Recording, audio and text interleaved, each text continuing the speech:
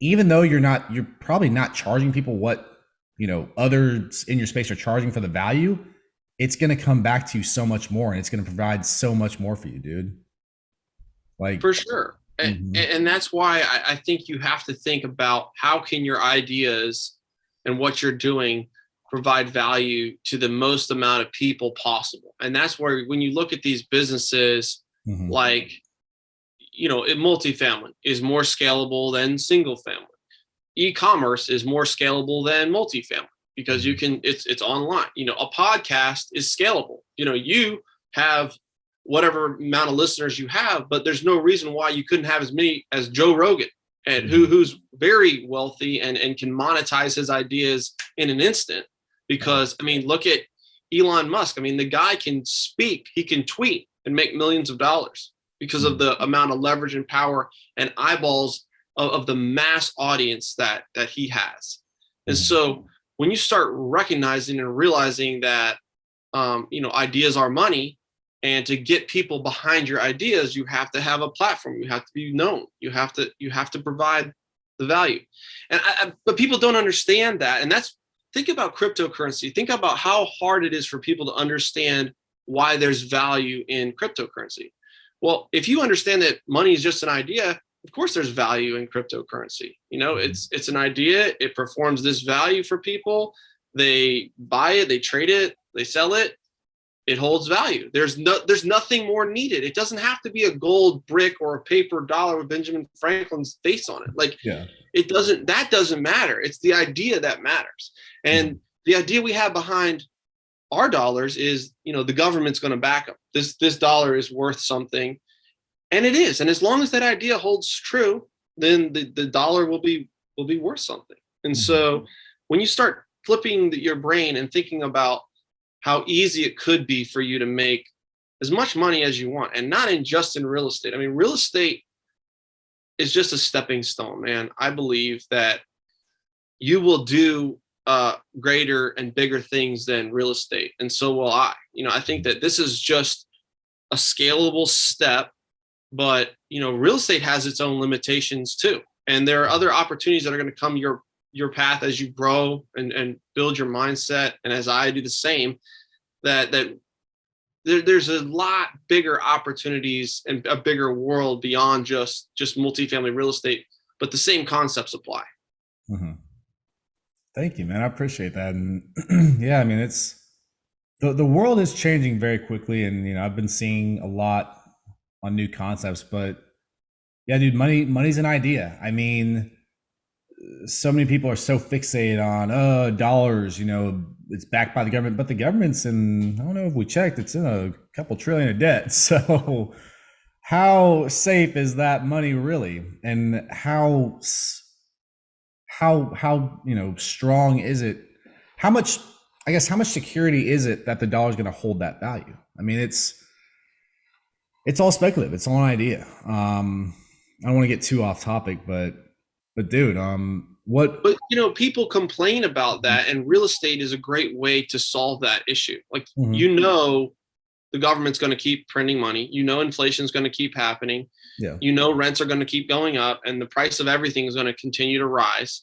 Mhm. And you have an ability to lock in your debt at a certain level and a certain rate, Mhm. and it will always be cheaper to pay that debt off in the future than it is now. Oh yeah. And that's a simple concept, and that's why I think the owner financing and getting leverage, to here in a safe deal, as long as you're not underwater, that tide will recede as inflation continues to rise, as rents go up, because that payment will still be, $800 a month to the seller, $2,000 a month to the bank, and Mhm. I'm bringing in $6,000. And hey, next year I'm bringing in $7,000, but my monthly payment's still only $2,500. So, you Mhm. know, instead of complaining about inflation, complaining about rents going up and milk being more expensive and gas, how do you turn that lever to help you? Because it isn't going to go away, and Yeah. complaining about it doesn't do anything. Mhm. I mean, Def- unless you're going to go change monetary policy and run for president, like what are you going to do about it? Just use it to your advantage. exactly, man. I mean, that's that's such a great point with financing, with owner financing, with debt. I mean, I talk to at least one person a day now that wants to pay off their house. That wants, their primary residence. They want to, like, man, I just want to pay off the mortgage. I'm like, that is the if you listen to this, forgive me, but that is one of the most unsound financial decisions you can make. Because what are you doing? You're putting all your resources, you're putting a chunk of resources into that mortgage that each year as inflation rises, your mortgage actually gets cheaper. And the even better way to counter that is, okay, if you have $50,000 that you can either put towards your mortgage or put towards an investment, why don't you put that 50,000 in an investment that's going to make you at least 7% a year? Yeah.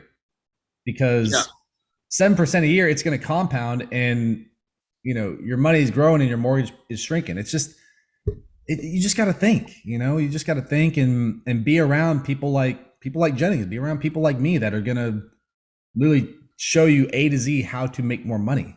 I mean, I don't want to say that with ego. I want to say that with conviction. Seriously. Okay. And you bring up a great point, and I'm sure there's going to be a demographic of your following that is like, well, debt is dumb and cash is king, and the paid off home mortgage is replacing the BMW. But when I was getting into this, my banker was saying he was worried for me. He was like, oh, you're taking on a lot of debt. You're taking on a lot of debt. And I'm like, okay, noted.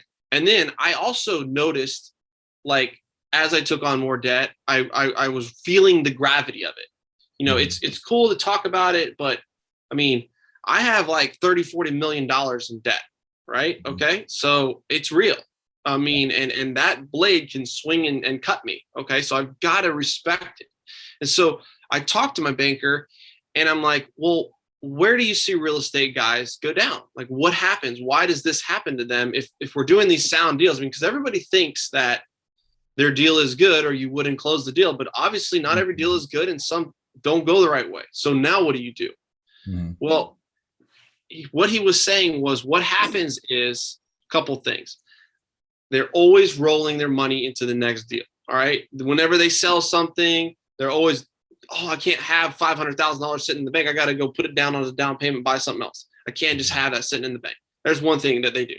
Secondly, he's like, one project goes a little squirrely, and yeah, maybe they have enough money to shore that one up, but then another project goes squirrely, and then they don't quite have enough money, and then a partnership fails, and somebody gets divorced, and then he's like, it's never one thing, but then 3 or 4 things go wrong at the same time, boom, the house of cards can collapse.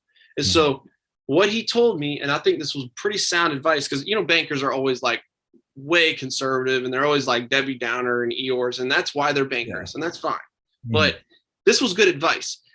He was saying, you need to have 5 to 10% of your loan balances in liquid assets or cash at all times. And so to be safe. So you're talking like, if I have $40 million in debt and I own 20% of that, like globally, let's say I own 20% of that debt. It's not all 40 million is not mine. So that's 8 million. Okay, so 5% of 8 million is $400,000. 10% is $800,000.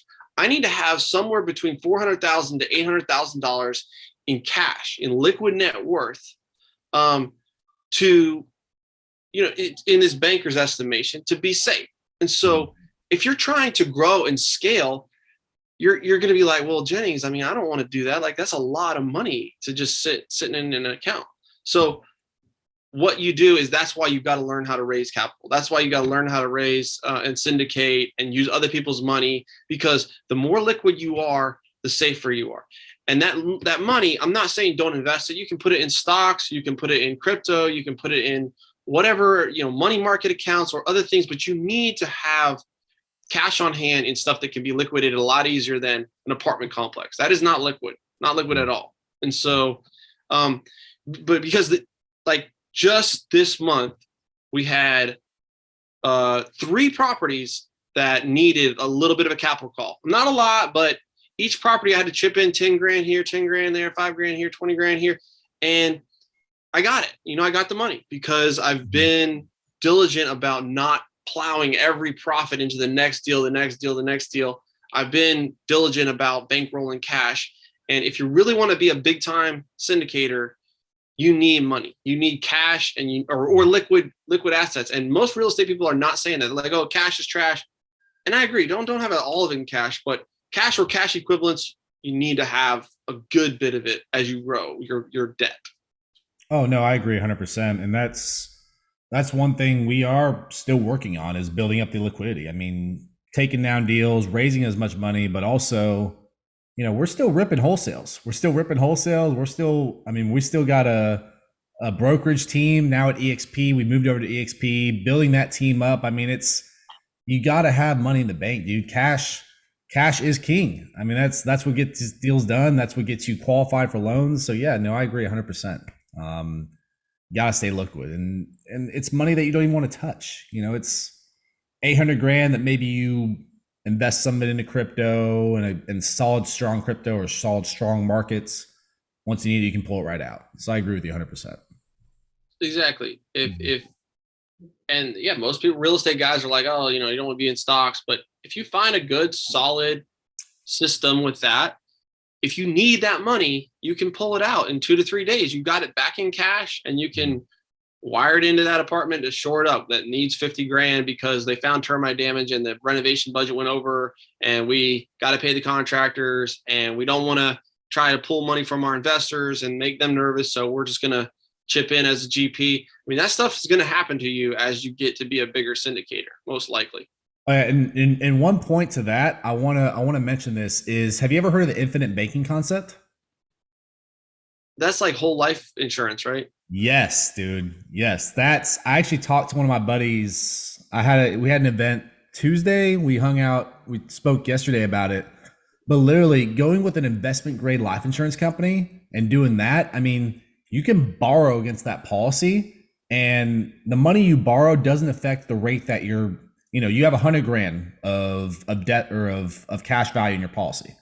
You borrow 80 grand of that. The 100 grand has been growing at 6 to 8% a year with the dividends. So it's still growing. You borrow it at 4.5%. Your money's still growing. I mean, that's one of the best. That's a strategy that I'm going to start utilizing very soon. Yeah. Is that concept. Yeah, there's tons of ways, and my thought is just keep it liquid and keep it in something fairly stable. Like putting all your cash into like altcoins that could lose 80% in a week. I'm not saying that, but Doge to the moon. Oh shit, it fell. When's it coming back?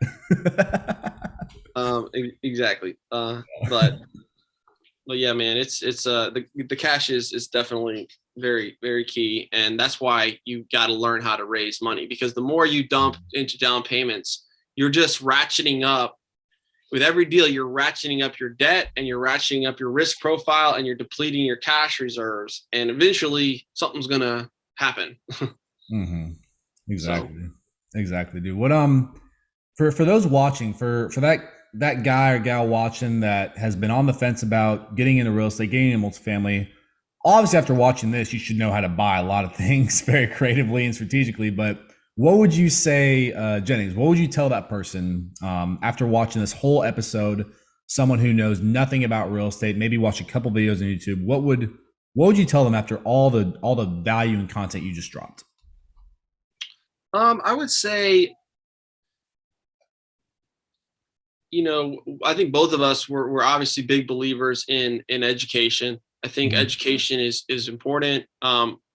I also think taking action, you've got to do that. There's a lot of people that are just these permanent students where I see them, they'll buy courses and go to conferences, and they never really do anything for whatever reason. And I think it's because they're just not doing it. They want to feel like they're doing something by learning it or watching another podcast or whatever, but they know enough. They're just not doing it. And then on the other side, you have people that they don't know enough, and they don't know what to do. And those, I mean, I don't know what you should do, but what I did was I bought a formal education product, and it was well worth it. And then I bought another one that was 5 times as expensive, and that was well worth it too. And now I'm in a mastermind that is 6 times as expensive as that, and it's well worth it. And so, as I became more valuable with my knowledge and the things I was doing, I invested further and further into my myself. So, Mhm. you know, if you're just starting out, I think that all this information, it can be found online in Facebook groups and YouTube, and that's, if you're on a budget, that's a great way to go.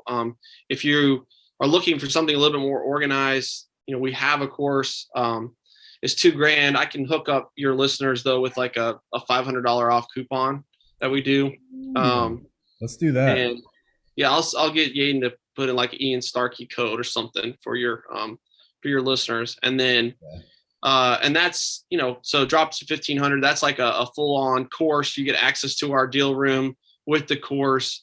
You get plugged into people that are looking to actively invest, looking to sponsor, that have deal flow, that need investors, and you can start bringing value, because so many people, they raise their hand, they're like, I want to buy multifamily, I want to be in a deal, and they bring nothing to the table. It's like, okay, great. I mean, I want to be a, you know, NFL quarterback, but I can't throw the ball. So like, you got to learn how to do this stuff, how to analyze stuff, so you can present something to someone, say, hey, this is a good deal and here's why.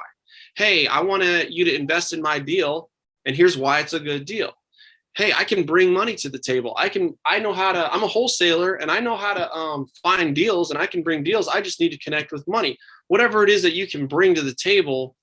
And I would say you got to be able to bring sponsorship, money, or deals.